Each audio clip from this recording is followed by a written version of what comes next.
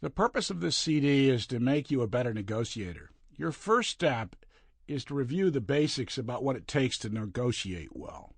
The second is to engage in a process of self-analysis that reveals your skills and incorporates proven concepts into your negotiating style. Using this CD is an important step towards becoming a better negotiator. There are two parts of this. The first part is don't negotiate enough. A lot of people don't. And the other one is falling off the other side of the horse, negotiating too much. We're starting here with you don't negotiate enough.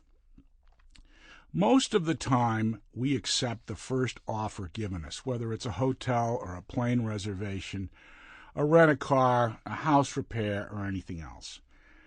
Don't negotiate enough means you don't have to be really tough about it, but you can't ask. And Herb Cohen, who wrote the famous book of negotiating, used this great phrase, huh?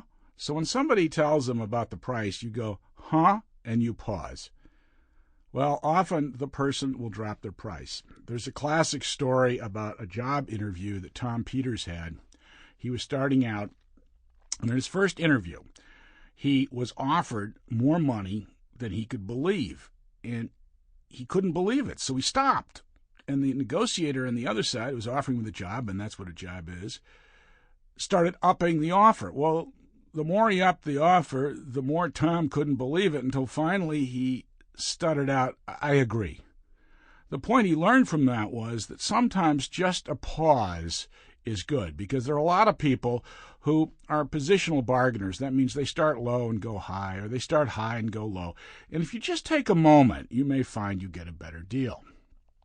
So one of the things we suggest to avoid not negotiating enough is stick to a simple approach. Don't make it like a Middle Eastern bazaar. One of the reasons Americans don't negotiate a lot is we have an instinct that there's going to be a longer-term deal. And if we keep negotiating, we're going to wind up in the Armenian bazaar, in the Middle East kind of argument, which goes on for decades, and nothing will ever end. As a matter of fact, nobody can even remember where it really started, because you hear in the Middle East that the Arabs were there first. Well, actually, the Jews were there first. But, of course, the Romans were before them, and it goes on and on. And so Americans are reluctant to negotiate, and there are many good reasons to be reluctant. So you can step forward with a simple approach and just ask for one or two things.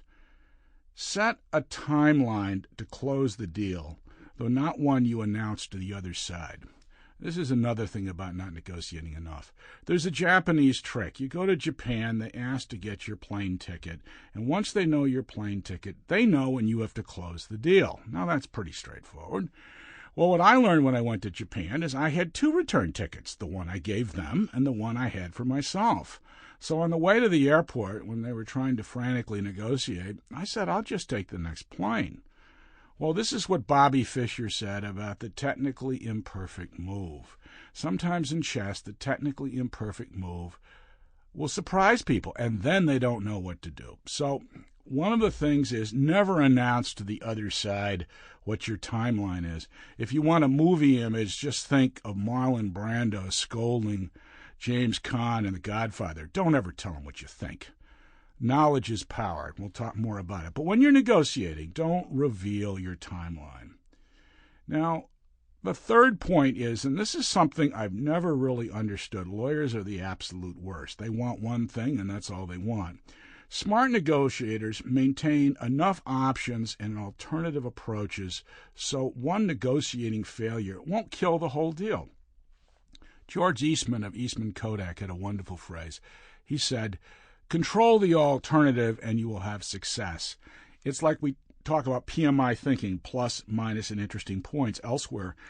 If you can keep an alternative in mind, then there's plan B, as they call it. That's the modern term for it. It's a wonderful thing, and you can also relax. If you don't get everything you want, you might get something else. So those are a few things you should do. A few things to do that are smart.